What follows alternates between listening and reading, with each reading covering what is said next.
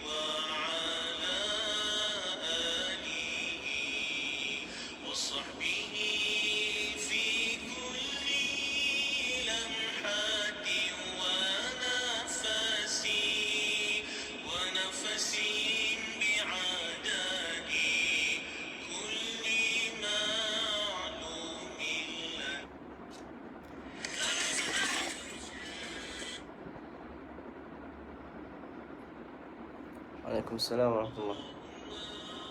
Ahlan wa sahlan.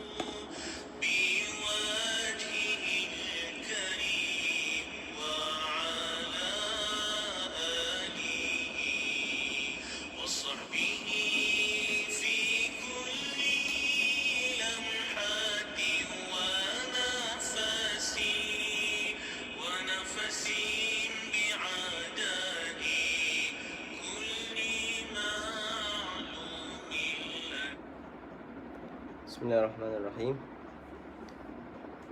Alhamdulillah rabbil alamin. Wabihi nasta'in ala umuri dunya waddin. Allahumma salli wa sallim ala sayyidina Muhammad al-Fatih lima awliq wal khatim lima sabaq. Nasul haqi bil haqi wal hadi ila siratikal mustaqim. Wa ala alihi haqqa qadrihi wa miqdaril azim. Wa ta'allum wa ta'lim wa tadhakkura wa tadhkir. والنفع والانتفاع والإفادة والاستفادة والحث على التمسك بكتاب الله وسنة رسول الله صلى الله عليه وسلم والدلالة على الخير والدعاء على الهدى وقربه وثوابه مرضاته يا أرحم الراحمين يا أرحم الراحمين يا أرحم الراحمين.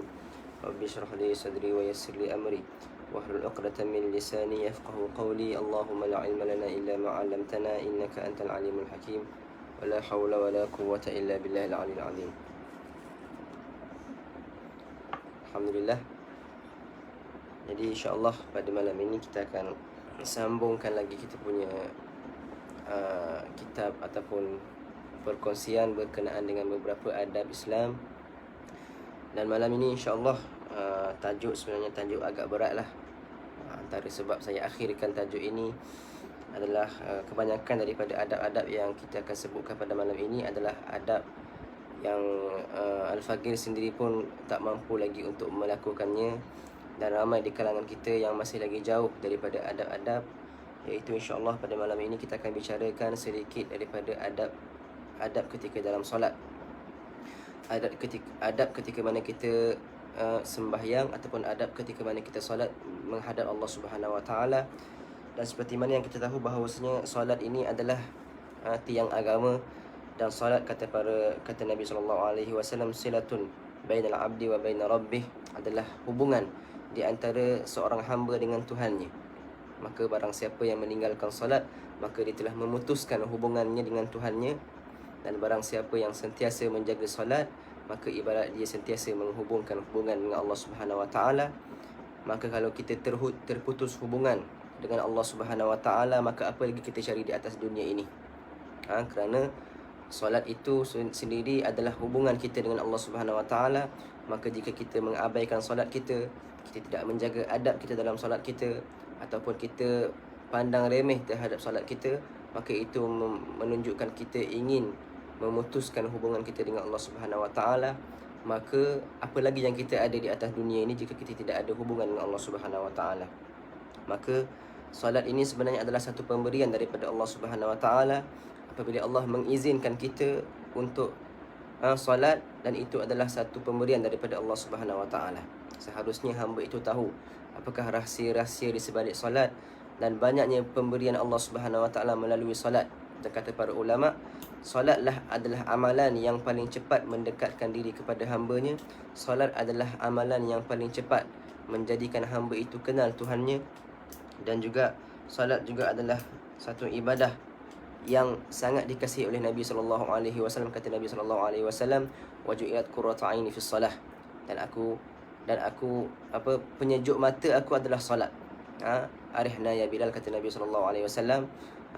Penyejuk mata Nabi adalah dengan bersolat. Maka Nabi sentiasa menunggu waktu solat untuk datang, kerana Nabi tak sabar-sabar untuk bangun menghadap Allah Subhanahu Wa Taala. Kerana solat ini ibarat kita menghadap Allah, dan itu satu hubungan yang tanpa ada hijab kita dengan Allah Subhanahu Wa Taala. Ibadah-ibadah yang lain itu adalah hubungan secara umum, tetapi solat ini adalah hubungan secara khas kita dengan Allah Subhanahu Wa Taala. Maka beberapa adab yang kita akan sebutkan pada malam ini, sebenarnya kita sendiri pun jauh daripada perkara tersebut. Sebab itu antara sebab saya akhirkan kita punya bab ini, adab dalam solat ini, sebab semuanya agak berat bagi kita, dan semuanya seharusnya bagi kita berusaha untuk mendapatkannya. Walaupun ianya nampak agak sukar, ianya nampak agak susah untuk kita, kerana kita ni masih lagi dalam keadaan solat, kita bukan kata terpaksa, tapi belum lagi sampai kepada tahap ikhlas kepada Allah Subhanahu Wa Taala. Belum kita tahu apakah tujuan kita bersolat kepada Allah Subhanahu Wa Taala. Jadi insya-Allah kita nakalkan beberapa adab. Kita nakalkan maknanya kita pindahkan, ambil kata-kata ulama, apakah yang seharusnya orang mukmin itu rasakan ataupun dia hadirkan dalam diri dia sebelum dia mengangkat takbir kepada Allah Subhanahu Wa Taala. Baik. Dan seperti mana kita tahu bahawasanya solat ini adalah satu ibadah. Line okey ke? Saya tengok macam banyak kali orang keluar masuk. Line suara dengan gambar semua okey ke?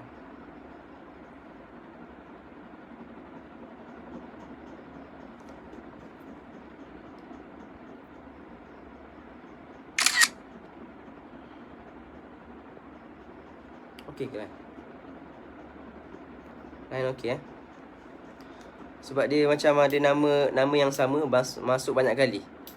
Masuk banyak kali. Is watching. Baik. Kalau kuat sikit kena dekatkan sikit. Baik, insya-Allah. Seperti mana yang kita tahu bahawa solat ini adalah satu ibadah yang kita, bukan sahaja manusia yang melakukannya, bahkan para malaikat juga ada malaikat-malaikat yang dikhususkan untuk bersolat kepada Allah Subhanahu Wa Taala. Bahkan ada para malaikat yang dikhususkan untuk hanya melakukan satu rukun daripada rukun solat. Ada malaikat yang diciptakan Allah Subhanahu Wa Taala hanya untuk bersujud kepada Allah Subhanahu Wa Taala. Daripada mula-mula diciptakan sampai ke hari kiamat, kerjanya hanya bersujud kepada Allah Subhanahu Wa Taala. Dan ada malaikat yang kerjanya hanya rukuk sahaja. Ada malaikat kerjanya hanya duduk di antara dua sujud sahaja. Ada malaikat yang hanya qiyam sahaja kerjanya, daripada mula-mula dia diciptakan oleh Allah Subhanahu Wa Taala sehinggalah ke hari kiamat, kerjanya hanyalah bersolat kepada Allah Subhanahu Wa Taala. Maka kita berkongsi satu ibadah yang sangat mulia bersama dengan para malaikat yang merupakan antara hamba Allah yang tidak melakukan dosa. Maka Allah kurniakan kita juga seperti mana Allah kurniakan kepada malaikat, kurniakan kepada manusia untuk mampu bersolat kepada Allah Subhanahu Wa Taala. Maka Allahumma salli ala Muhammad. Ada seorang soleh, dikatakan seorang soleh, orang solehin, setiap kali dia solat malam, bangun malam selama 50 tahun, dia akan berdoa pada solat malamnya. Dia kata, wahai Allah Subhanahu Wa Taala, kalaulah kamu beri kalaulah ada di kalangan hamba kamu yang kamu berikan kepada mereka hadiah. Apa itu hadiah itu? Hadiah bersolat di dalam kubur. Maka aku minta kepada kamu, ya Allah, kamu berikanlah kepada aku untuk aku bersolat di dalam kubur. Ketika itu waktu di Danazak, dia masih lagi mengulang-ulang doa tersebut selama 50 tahun. Dia berdoa doa yang sama setiap malam. Dia minta pada Allah, wahai Allah, jika ada seseorang daripada hamba kamu yang kamu izinkan mereka untuk mereka solat di dalam kubur selepas mereka mati, maka aku minta kepada kamu untuk kamu izinkan aku juga untuk aku solat dalam kubur. Nak tunjukkan betapa rindunya dia kepada solat dan betapa takutnya dia jika dia dah meninggal dunia, dia tak mampu dah nak bersolat. Maka ketika mana setelah dia meninggal dunia, bila dah tak selesai tanam, ada berlaku tertinggal barang dalam kubur dia.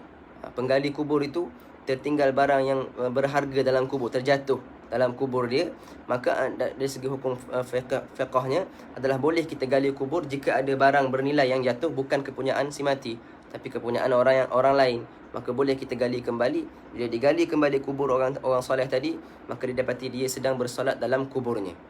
Maka si penggali kubur tadi pun pergi bertanya kepada adik si mati itu. Dia tanya, apakah amalan abang kamu ini sehingga aku dapat lihat dia sedang bersolat dalam kubur? Kata adik perempuannya, kata abang aku ini memang setiap malam setelah 50 tahun aku dapat dengar dia tiap-tiap hari berdoa kepada Allah Subhanahu Wa Taala supaya Allah kurniakan dia dapat solat dalam kubur. Dan aku tidak rasa Allah akan menolak doanya. Seperti mana juga kita dengar Nabi SAW bersabda dalam hadis riwayat Muslim, marartu bi Musa lailata usriya bi fawajadtu wa huwa yusalli wa huwa qa'im yusalli fi qabri. Aku lalu di sisi Nabi Musa ketika Nabi sebelum diangkat ke langit, Nabi lalu di kubur Nabi Musa. Nabi Musa alaihissalam, kata Nabi SAW, aku dapati beliau sedang solat dalam kuburnya. Dan kata Nabi SAW, ala innal anbiya fi kuburihim yusallun. Sesungguhnya para anbiya itu dalam kubur-kubur mereka sentiasa bersolat, sentiasa bersembahyang kepada Allah Subhanahu Wa Taala, menunjukkan bahawasanya para malaikat sentiasa bersolat dalam keadaan mereka hidup dan setelah dia mati pun dia sentiasa bersolat kepada Allah Subhanahu Wa Taala. Maka itulah kemuliaan solat, yang mana mereka orang-orang soleh ini sentiasa rindu untuk hadir ke dalam solat kerana mereka menganggap solat adalah satu hadiah daripada Allah Subhanahu Wa Taala. Berbeza dengan kita yang masih lagi banyak dengan maksiat, banyak dengan dosanya, banyak dengan kelalaiannya, masih lagi kita hanya solat untuk menyempurnakan kewajipan kita sahaja. Kita belum solat dalam keadaan kita rindu untuk solat. Kita belum solat dalam keadaan kita nak berjumpa dengan Allah Subhanahu Wa Taala. Maka perbezaan di antara solat kita dengan solat orang-orang soleh sangat-sangatlah jauh. Tapi dalam masa yang sama kita belajar keadaan mereka, kita ketahui kisah-kisah mereka supaya sedikit demi sedikit kita akan ditambahkan keimanan dan ditambahkan kerinduan kepada Allah Subhanahu Wa Taala, insya-Allah. Baik. Sebab itulah Allah Subhanahu Wa Taala mengatakan wa aqimus solah, dan hendaklah kamu mendirikan solat. Kita bukan hanya disuruh untuk solat sahaja, tapi kita mendirikan solat. Beza di antara orang yang mendirikan solat dengan orang yang solat sahaja. Bimujarrad yusalli, beza di antara orang yang hanya solat sahaja dan di antara orang yang mendirikan solat. Bila dia mendirikan solat, maka dia akan datangkan semua adab yang diperlukan oleh seorang mukmin itu untuk dia beradab sebelum dia bangun menghadap Allah Subhanahu Wa Taala. Adapun orang yang hanya solat sahaja, maka dia belum lagi mendirikan solat. Dan antara makna mendirikan solat juga adalah dia mengamalkan semua sunnah-sunnah Nabi SAW yang dia belajar daripada Nabi SAW. Seperti mana yang kita tahu bahawasanya, kita pernah sebut sebelum ini bahawasanya Sayyidina Umar ataupun Sayyidina Ibnu Umar dan juga Sayyidina Ali di antara dua sahabat yang mewajibkan ke atas diri mereka setiap kali sebelum solat mereka akan buat apa? Tajdidul wudu, akan memperbaharui wudu. Walaupun mereka dah ada air semayang, mereka akan perbaharui wudu mereka. Mereka kata di sisi mereka ibarat memperbaharui wudu itu jadi wajib di sisi mereka. Sedangkan dalam mazhab Syafi'i bahawasanya memperbaharui wudu itu adalah sunnah, adalah sunat hukumnya. Dan ada di kalangan orang-orang solehin, para salaf, yang setiap kali mereka nak solat, mereka mandi. Bukan sekadar berwudu, mereka mandi, membersihkan diri mereka. Kerana mereka sentiasa rasakan diri mereka penuh dengan dosa, penuh dengan najis, maka mereka sentiasa mandi sebelum melakukan solat fardu. Begitulah juga antara amalan Sayyidina Ibnu Umar dan juga Sayyidina Ali, mereka sentiasa berwudu sebelum dari solat fardu. Walaupun mereka dah ada wudu sekalipun, mereka akan ambil wudu yang baru. Untuk persediaan sebelum mereka bertemu dengan Allah Subhanahu Wa Taala. Begitu juga kita dengar cerita Sayyidina Ali Zainal Abidin, Sayyidina Ali Zainal Abidin bin Husain, yang mana ketika mana dia nak bangun untuk salat, ketika mana selepas dia ambil wudu, mukanya pucat, mukanya berubah sampai menjadi kuning, sampai saudara-saudarinya bertanya kepada dia, wahai Ali, wahai imam kami, bagaimana kamu ini sampai kamu nak solat je wajah kamu akan berubah, wajah kamu akan pucat. Maka dia akan katakan kepada kawan-kawannya, atadruna baina yaday man agum, kamu tahu tak aku ni nak bangun di hadapan siapa? Aku nak panggil siapa? Aku nak bermunajat kepada siapa? Aku ni nak bermunajat kepada Allah Subhanahu Wa Taala. Maka seharusnya aku akan berasa takut, aku akan berasa gerun kerana aku akan menghadap Allah Subhanahu Wa Taala. Maka insya-Allah pada malam ini kita akan sebutkan beberapa adab yang seharusnya kita tanamkan dalam diri kita untuk kita beramal. Paling-paling kurang pun kita tahu dah, dan setiap kali kita solat kita boleh hadirkan, oh aku pernah dengar sepatutnya sebelum solat aku kena buat sekian, supaya kita dapat memperbaiki kualiti solat kita. Kerana Allah memandang kepada kualiti solat kita. Kata Nabi SAW, Allah akan menerima solat dengan sekadar mana dia hadir dalam solat itu. Sekadar mana dia hadir dalam solat itu. Katakanlah dalam solat itu dia hanya hadir 20% sahaja, maka hanya 20% sahaja yang diterima oleh Allah Subhanahu Wa Taala. Maka penerimaan solat kita itu bergantung kepada keadaan kita dalam solat itu. Bukan bergantung kepada bilangan solat yang kita lakukan, bukan bergantung kepada bergantung kepada cantiknya luaran kita, tapi yang lebih penting adalah keadaan hati kita ketika mana kita sembahyang kepada Allah Subhanahu Wa Taala. Maka adab yang pertama yang ingin saya kongsikan pada malam ini, kata Imam Al-Ghazali dalam Kitabul Adab, adab bagi orang yang nak solat ini adalah yang pertama sekali adalah khafdul janah. Khafdul janah ni maksud apa? Seperti mana Allah menyuruhkan kita wakhfid kepada ibu bapa kita, wakhfid lahuma janaha dhulli minar rahmati wa qur rabbirhamhuma kama rabbayani saghira. Hendaklah kamu merendahkan sayap kamu kepada ibu bapa kamu. Allah menyuruhkan kita untuk merendahkan sayap kita, bermaksud apa? Untuk kita tawaduk, rendahkan diri kita, rasakan hinakan diri kita di hadapan Allah Subhanahu Wa Taala sebelum kita masuk ke dalam solat. Allah menyuruh kita merendahkan diri di hadapan ibu bapa. Kata para ulama, jika di hadapan ibu bapa kita kena merendahkan diri kita, tawadukkan diri kita, hinakan diri kita, maka apatah lagi jika kita berhadapan dengan Allah Subhanahu Wa Taala. Lebih-lebih lagi kita kena merendahkan diri kita. Merendahkan sayap kita dengan kita rasakan diri kita ini penuh dengan dosa, rasakan diri kita ini tidak layak sebenarnya untuk sembah Allah Subhanahu Wa Taala, tetapi kita diberi izin oleh Allah Subhanahu Wa Taala untuk kita mengangkat takbir, menyebut Allahu Akbar, dan kita diberi izin untuk meletakkan dahi kita di atas tanah, merendahkan diri kepada Allah Subhanahu Wa Taala. Maka adab yang pertama adalah kita merendahkan diri kita di hadapan Allah Subhanahu Wa Taala. Rasakan kehinaan diri kita dan rasakan kekurangan diri kita sebelum kita solat. Ada orang bangun dalam solat, saya ni takut nak cakap bab ni sebab apa? Sebab kita pun sama juga. Tak, kita pun sama juga, belum lagi sampai kepada tahap orang yang hadir dalam hati mereka ketika mana mereka nak solat, tetapi kita hanya berkongsi apa yang kita dapat ketahui daripada para ulama kita, para masyayikh kita. Itu yang pertama. Kita merendahkan diri kita, tawadukkan diri kita, rasakan diri kita itu adalah hina di hadapan Allah Subhanahu Wa Taala. Dan yang kedua adalah kita, kata para ulama ataupun kata Imam Al-Ghazali, luzumul khusyuk. Hendaklah kita sentiasa melazimi khusyuk. Khusyuk ni apa? Khasya'a yakhsya'. Maknanya dia khusyuk hatinya, hadir hatinya dengan Allah Subhanahu Wa Taala. Hadir hatinya dengan Allah Subhanahu Wa Taala. Imam Al-Ghazali menyebutkan 6 perkara. Dengan 6 perkara ini akan sempurnalah kekhusyukan seseorang itu ketika mana dia solat. 6 perkara yang seharusnya kita rasakan ketika mana kita nak solat supaya kita dapat title khusyuk tersebut. Yang pertama kata Imam Al-Ghazali ada hudurul qalb. Hudurul qalb ini hadir hati kita. Kita tahu apa yang kita buat dan kita tahu apa yang kita baca. Kita tahu apa yang kita buat dan kita tahu apa yang kita baca. Bukanlah seperti orang, tidak sama orang yang tahu apa yang dia buat dengan apa yang dia baca ketika mana dia solat. Berbeza dengan orang yang solat tak tahu apa yang dia buat. Dia rukuk pun tak tahu dia sedang buat apa. Dia qiyam pun tak tahu dia sedang buat apa. Dia hanya buat apa yang dah dia selalu buat sahaja, tanpa dia fikirkan apa sebenarnya yang dia sedang buat. Apa maksud i'tidal? Apa maksud rukuk? Apa maksud sujud? Apakah makna-makna daripada bacaan dalam qiyam? Makna Al-Fatihah sendiri. Dia tidak pernah kaji pun makna Fatihah. Dia hanya baca dan hanya jaga dari segi makhraj huruf, hanya jaga dari segi suaranya sahaja. Maka itu sangat jauh daripada hadirnya hati kita dalam solat. Maka cara pertama untuk kita khusyuk adalah kita fahami apakah yang kita buat dan apakah yang kita baca. Hudurul qalb dengan kita fahami apa yang kita buat dan apa yang kita baca. Yang kedua, step yang kedua untuk kita dapat khusyuk dalam solat adalah kita panggil apa? Ta'ammalul ma'na. Ta'ammalul ma'na, kita menghayati makna di sebalik perbuatan kita dan makna di sebalik perkataan kita dalam solat. Yang pertama tadi kita faham dahulu. Kita faham dan kita tahu apa yang kita buat dan yang kita baca. Yang kedua ini kita hayati. Tahu dengan menghayati itu berbeza ya. Tahu sekadar tahu maknanya dia tahu dia sekarang sedang rukuk, dia sekarang sedang sujud, bacaan dia subhanallahil azim wa bihamdih ataupun bacaan Fatihahnya, bacaan tahiyatnya dia tahu. Dan yang kedua dia menghayati apakah yang dia baca. Dia menghayati apakah yang dia baca dan dia menghayati apakah yang dia lakukan. Baik. Yang ketiga adalah al-ijlal wa ta'zim.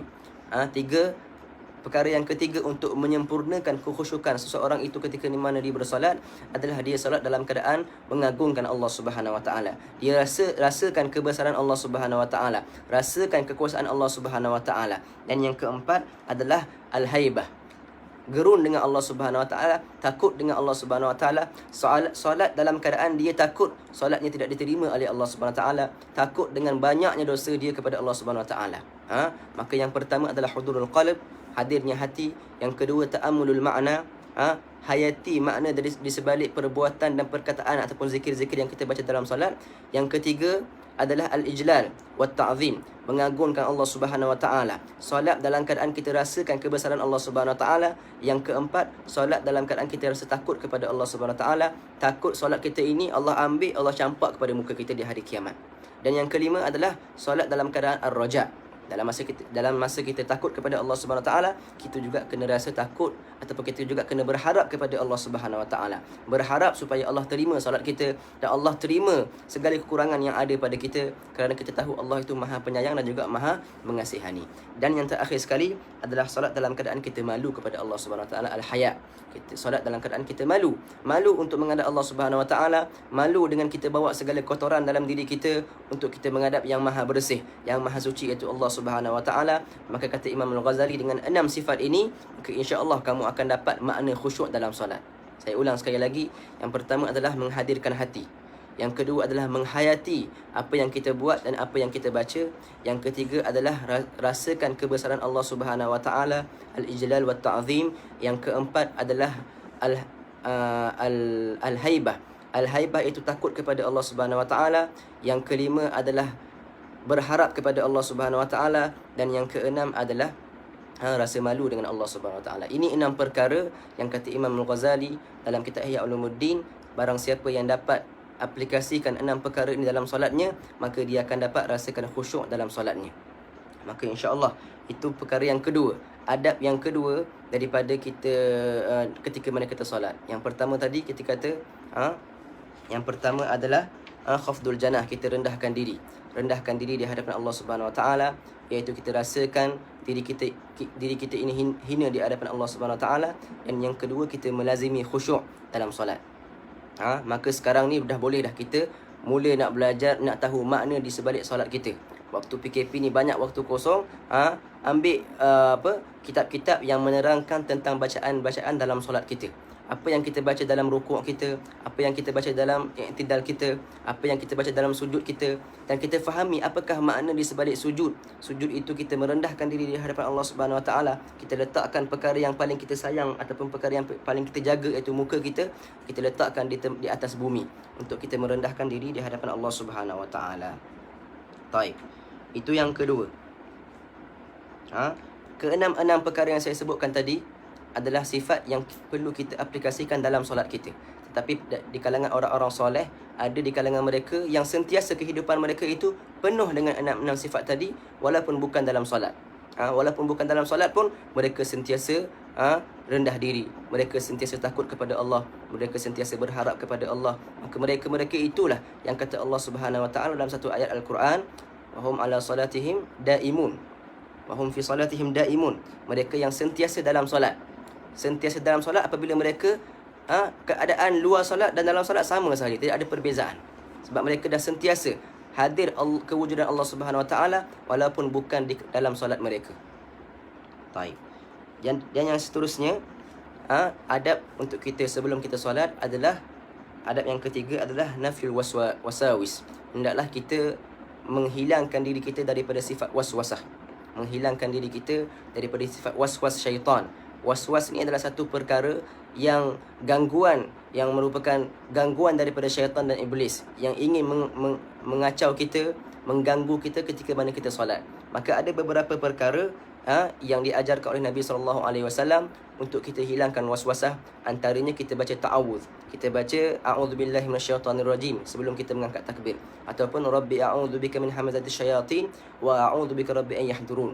Boleh baca ayat tersebut sebelum kita angkat takbir bagi mereka-mereka yang sentiasa diganggu syaitan dalam solat. Memang kita semua di kalangan kita ini sentiasa terganggu dalam solat. Bila solat je fikir pasal benda lain. Bila solat je timbul waswasah. Maka itu perkara yang normal bagi seorang hamba yang nak menuju kepada Allah Subhanahu Wa Taala. Maka antara perkara yang boleh menghilangkan waswas adalah kita membaca at-ta'awudz, membaca berlindung dengan Allah Subhanahu Wa Taala daripada syaitan. Kalau selalu lupa rakaat ni macam mana? Selalu lupa rakaat ni itu tanda dah juga. Antara tanda bila kita tak tahu apa yang kita buat dan apa yang kita baca. Sampai kita lupa rakaat. Tapi tidak ada masalah, normal itu lupa rakaat. Tapi kalau kita lupa rakaat ataupun kita was-was, aku ni dah solat 3 ke 4. Ini rakaat ke-3 ke rakaat ke-4, kita kena ambil yang kurang. Ambil yang kita yakin. Kita dah memang yakin kita dah solat 3 rakaat, yang kita tak yakin hanyalah rakaat yang ke-4, maka kita ambil yang paling kurang.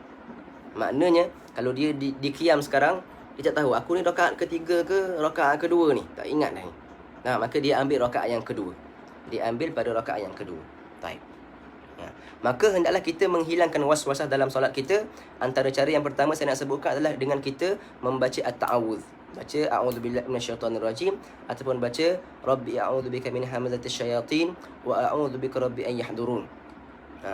Dan yang kedua, antara amalan juga adalah kita membaca surah An-Nas. Qul a'udzu birabbin nas, malikin nas, ilahin nas, min syarril waswasil khannas alladzi yuwaswisu fi sudurin nas minal jinnati wan nas. Kita baca surah An-Nas sebelum kita mengangkat takbir. Sebab itulah antara perkara yang makruh juga ketika mana kita nak solat. Jangan solat dalam keadaan kita nak buang air besar ataupun air kecil. Makruh seorang itu yang dia solat dalam keadaan dia tahan perut dia daripada nak buang air. Maka kalau nak buang air, pergi buang air dahulu. Lebih baik kamu pergi buang air dahulu dan kamu kejar nak solat awal daripada kamu solat awal dengan keadaan kamu tak khusyuk kerana nak buang air. Maka makruh hukumnya bagi mereka yang solat dalam keadaan tahan nak buang air kecil ataupun air besar. Begitu juga makruh jika perut terlalu lapar nak solat. Terlalu lapar sangat. Sebab itu kata dalam hadis Nabi SAW, idza hadara al-isya wal asya, ataupun idza hadara al-asya wal isya, faqaddimul asya. Jika datang kedua-dua perkara, asya pun datang, isyak pun datang. Masuk waktu isyak dengan datang makanan malam. Makan malam pada waktu yang sama. Dalam keadaan kita sangat-sangat lapar, maka kata Nabi SAW, faqaddimul asya. Kedepankan dulu asyak tu. Pergi makan dahulu baru pergi sembahyang isyak. Itu kalau dalam keadaan terlalu lapar. Kalau was-was kuat sangat, boleh tak cancel solat dan solat sunat? Tak boleh. Haram hukum dia kita hentikan solat tanpa ada sebab yang munasabah. Haram hukum dia kalau kita hentikan solat tanpa ada sebab yang munasabah. Antara sebab yang munasabah, tengok orang nak jatuh longkang, boleh mati kalau jatuh dalam longkang, kita boleh berhenti solat untuk selamatkan dia. Tak, tapi sekarang ni kita hanya was-was dalam segi rakaat. Kalau was-was terlalu kuat, macam saya cakap tadi, lawan diri kita untuk kita hilangkan was-was tersebut dengan kita lakukan beberapa zikir tadi. Dan juga kita kena ambil apa yang kita yakin. Macam tadilah saya cakap tadi, kalau dia was-was di antara rakaat kedua ke rakaat ketiga, maka dia ambil yang sedikit. Kalau dia dah sujud kali pertama, tapi dia was-was, ini sujud kali pertama ke sujud kali kedua, anggaplah itu sujud kali pertama.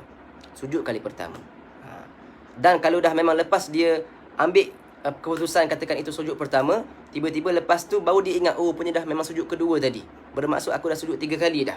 Maka sekarang kita hanya sujud sahwi sahaja, tak batal solat kita. Tak akan batal solat kita. Maka sekadar itu sahaja. Tak perlu nak batalkan solat kerana kita terlalu was-was. Tidak perlu. Bahkan was-was ini adalah satu penyakit yang wajib kita buang. Dan kita nak buangnya adalah dengan quwwatul azam. Kita kena kuat. Dengan diri kita. Dan jangan dengar bisikan-bisikan syaitan itu. Sebab itu kata Nabi SAW dalam satu hadis, kalaulah kamu rasa ada sesuatu keluar daripada kubur dan dubur kamu, tapi kamu tak yakin, maka kamu teruskan saja solat kamu. Sebab itu banyak para ulama mengatakan bahawasanya Selagi mana tak yakin keluar apa-apa ketika mana kita solat, maka jangan layan, jangan ikutkan. Kalau dah yakin, dah dengar bunyi contohnya, ataupun dah memang rasa basah, maka itulah keyakinan yang kita dapat. Tapi kalau belum yakin, maka jangan layan. Jangan layan suara-suara waswasah itu yang datang daripada syaitan. Baik. Maka adab yang ketiga tadi kita katakan, tinggalkan waswasah dengan melakukan beberapa zikir, antaranya membaca ta'awudz, membaca surah An-Nas. Membaca surah An-Nas. Baik. Adab yang keempat,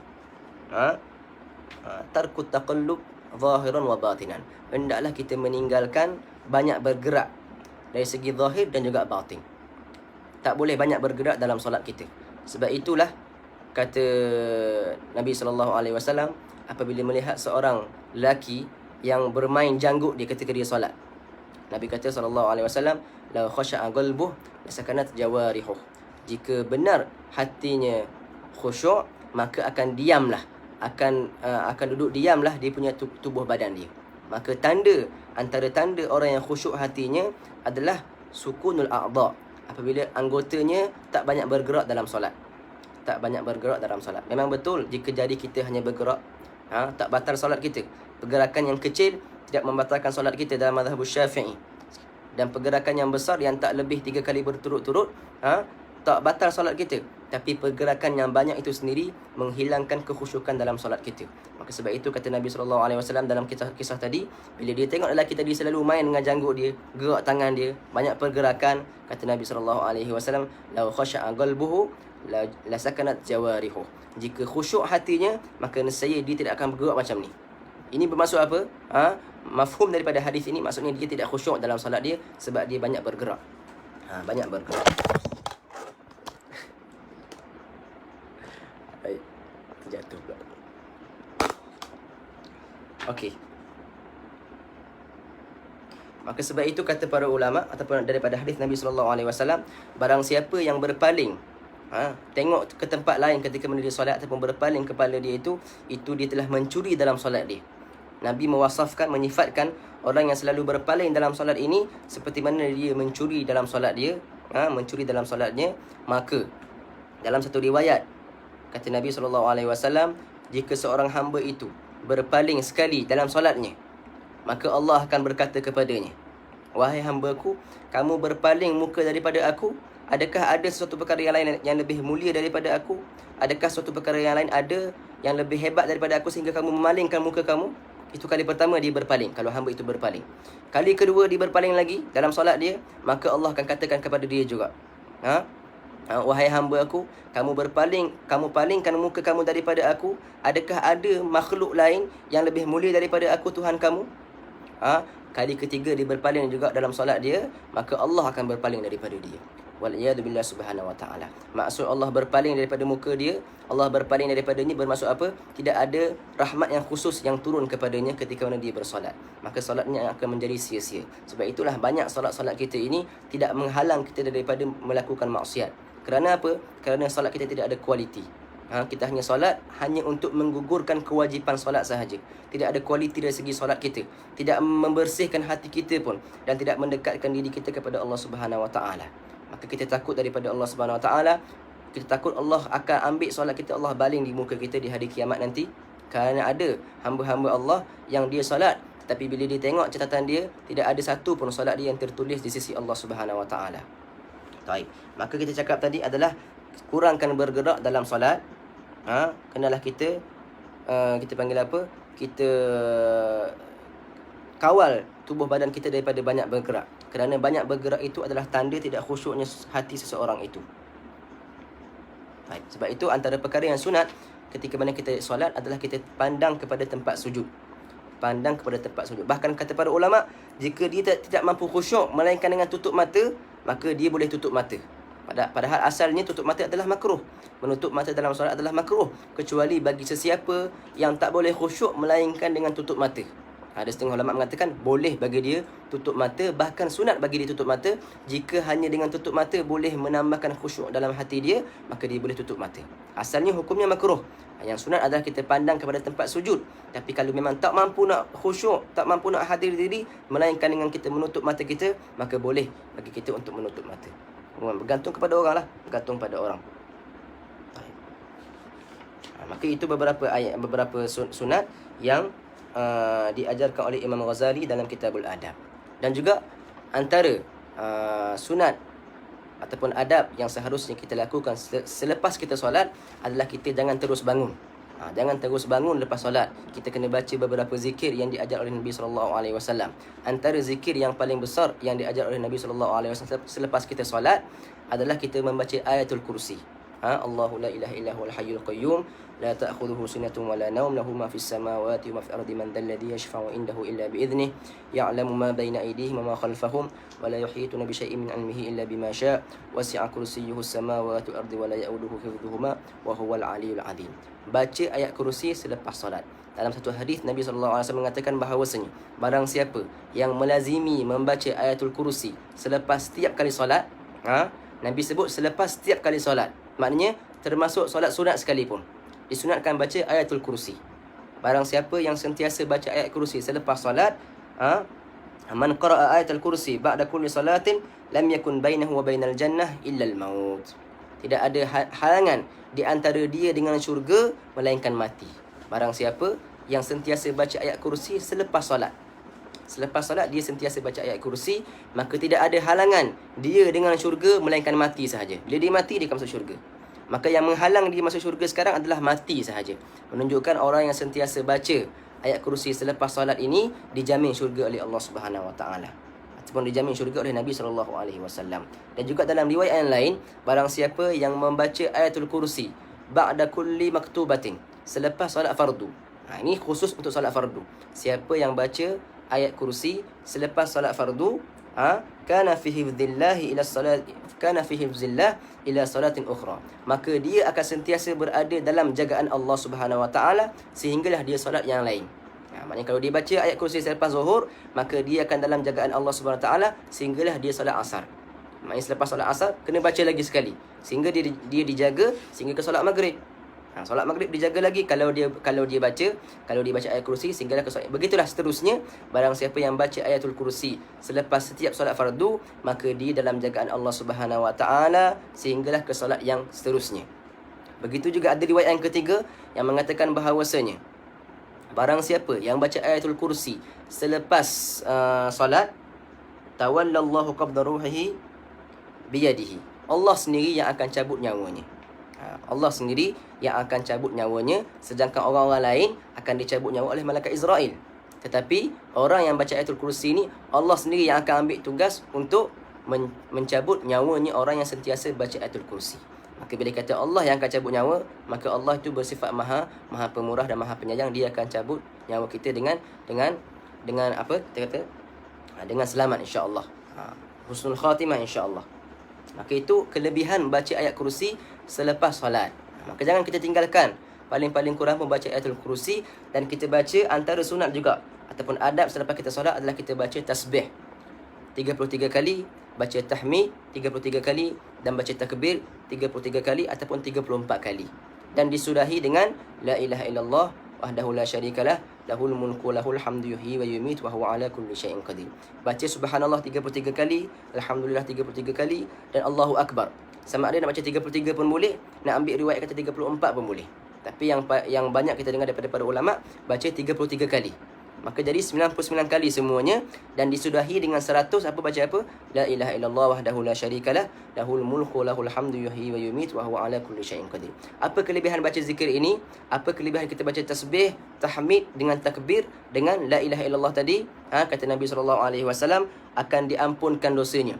Ghufirat lahu dhunubuhu walau kanat mithla zabadil bahr. Akan diampunkan dosa-dosanya walaupun dosa-dosanya itu sebanyak buih-buih di lautan. Barang siapa yang baca tasbih 33 kali, tahmid 33 kali, takbir 33 kali, dan disudahi dengan yang ke-100 itu la ilaha illallah wahdahu la syarikalah lahul mulku lahul hamdu yuhyi wa yumiit wa huwa ala kulli syai'in qadir, maka akan diampunkan dosanya walaupun dosanya itu sebanyak buih-buih di lautan. Maka itu kelebihan orang yang baca tasbih, tahmid, takbir dengan tahlil selepas dia solat. Maka dosanya sentiasa akan diampunkan oleh Allah Subhanahu Wa Taala. Solat itu sendiri sebenarnya menjaga kita daripada menjaga kita daripada dosa. Sebab itu kata Nabi SAW, Nabi tanya kepada sahabat, wahai sahabatku, Cuba kamu bayangkan jika seorang itu rumahnya di tepi sungai, dan dia setiap hari dia akan mandi 5 kali di sungai tersebut. Adakah akan tinggal lagi kotoran-kotoran di badannya? Kata para sahabat, tidak ada kotoran dah ya Rasulullah, sebab dia dah mandi 5 kali sehari. Kata Nabi SAW, begitulah juga kamu solat 5 kali sehari, tidak akan tinggal lagi dosa-dosa di atas badan kamu. Baik, maka itu antara zikir yang diajarkan oleh Nabi SAW. Antara juga zikir yang khusus untuk selepas solat subuh dan juga selepas solat maghrib. Selepas solat subuh dan selepas solat maghrib, kita disunatkan baca La ilaha illallah wahdahu la syarikalah, lahul mulku lahul hamdu yuhyi wa yumiit wa huwa ala kulli syai'in qadir, 10 kali. Selepas solat subuh dan juga selepas solat maghrib. Baca 10 kali dalam keadaan kita belum merubah kita punya posisi tahiyat akhir kita. Baca dalam keadaan kita belum merubah kita punya posisi tahiyat akhir kita. Dan juga disunatkan baca Allahumma ajirna minan nar sebanyak 7 kali. Ini khusus untuk solat maghrib dan juga solat isyak. Solat-solat lain boleh baca juga, tapi yang untuk solat maghrib dan solat isyak lebih dikhususkan. Solat maghrib dan juga solat subuh, solat maghrib dan juga solat subuh. Baca la ilaha illallah wahdahu la syarikalah, lahul mulku lahul hamdu yuhyi wa yumiit wa huwa ala kulli syai'in qadir sebanyak 10 kali. Dan juga baca Allahumma ajirna minan nar, ya Allah, jauhkan kami ataupun lindungkan kami daripada api neraka sebanyak 7 kali. Sebanyak 7 kali. Baik. Maka itulah beberapa zikir yang ingin saya kongsikan pada malam ini. Jadi insya-Allah dengan apa yang kita kongsikan pada malam ini, khususnya bagi Al-Fakir sendiri, dapat kita amalkan dalam solat-solat kita yang akan datang ini. Maka solat ini sebenarnya adalah satu ibadah yang dihadiahkan oleh Allah kepada kita. Bahkan Allah hadiahkan kepada kita 5 waktu solat dengan pahala 50 waktu solat. Nabi SAW ketika mana mengambil kefarduan solat ini, Nabi difardukan untuk solat sebanyak 50 fardu setiap hari. Bila Nabi turun daripada tempat bertemu dengan Allah Subhanahu Wa Taala, maka Nabi bertemu dengan Nabi Musa, dan Nabi Musa nasihatkan kepada Rasulullah SAW, irji' ila rabbik, kembalilah kepada Tuhan kamu. Sesungguhnya aku tahu bahawasanya umat kamu tak akan mampu nak menyempurnakan 50 fardu solat. Maka Nabi pun pulang balik kepada Allah Subhanahu Wa Taala dan minta kurang, minta diskaun daripada Allah Subhanahu Wa Taala, daripada 50 tinggal 45, 45 tinggal 40, 40 tinggal 35, sampailah ke 5 fardu sahaja yang diwajibkan kepada kita, tetapi pahalanya masih stay 50 fardu. Solat 5 kali, tetapi pahalanya ibarat kita solat 50 fardu. Itu khususiyah, ataupun kita kata keistimewaan yang dikhususkan kepada umat Nabi SAW, yang mereka hanya solat 5 fardu, tetapi diberikan kepada mereka pahala 50 fardu. Tapi kita 5 fardu ini pun kadang-kadang terlewat, kadang-kadang terlepas, kadang-kadang terlupa. Masih lagi tak mampu kita nak jaga 5 fardu solat yang sebenarnya solat itu menjadi penyejuk mata bagi Nabi SAW. Waju'ilat qurratu aini fi solah. Kata Nabi SAW, dan aku dijadikan solat itu sebagai penyejuk mata aku. Maka Nabi sentiasa minta pada Bilal untuk Bilal cepat-cepat pergi azan. Kalau dah masuk waktu, cepat-cepat wahai Bilal pergi azan, supaya kita dapat cepat-cepat solat. Arihna ya Bilal, arihna ya Bilal, kata Nabi SAW. Maka insya-Allah dengan apa yang kita kongsikan pada malam ini, kita dapat amalkan sama-sama, dan kita mohon kepada Allah Subhanahu Wa Taala supaya Allah berikan kepada kita rahsia-rahsia dalam solat, rahsia-rahsia dalam sujud, rahsia-rahsia dalam rukuk. Setiap rukun solat itu ada rahsia-rahsianya yang hanya difahami oleh para wali, para solihin, yang mereka sentiasa hadir hati mereka dengan Allah Subhanahu Wa Taala. Kalau tak dapat semua pun, biarlah kita dapat sedikit sahaja daripada perkara-perkara tersebut. Cara nak dapat perkara-perkara itu adalah kita sentiasa duduk dengan orang-orang soleh. Siapa yang tak duduk dengan orang berjaya, macam mana dia nak berjaya? Dan siapa yang sentiasa duduk dengan orang yang berjaya, macam mana dia tak berjaya? Dia mesti berjaya. Itu kunci untuk kita dapat kejayaan dalam solat, adalah kita duduk dengan orang-orang yang sentiasa hadir hati mereka dalam solat. Orang-orang yang bukan hanya jaga bacaan dalam solat, bukan hanya jaga suara dalam solat. Orang-orang yang bila dia imamkan kita dapat hadir hati kita dengan Allah Subhanahu Wa Taala. Ada orang-orang yang kita bila solat dengan mereka, kita rasa lain. Kita rasa bukan seperti mana yang kita solat biasa-biasa. Itu kita kena cari orang-orang begitu dalam dunia ini ada di sisi kita, orang-orang soleh, orang-orang yang dekat dengan Allah Subhanahu Wa Taala. Jadi sampai di sini sahaja Mohon maaf di atas segala kekurangan. Apa yang baik daripada Allah Subhanahu wa taala, apa yang kurang daripada Al-Fakir sendiri. Sallallahu taala ala sayyidina Muhammadin wa ala alihi washabbihi wasallam. Alhamdulillahirabbil alamin. Assalamualaikum warahmatullahi taala wabarakatuh.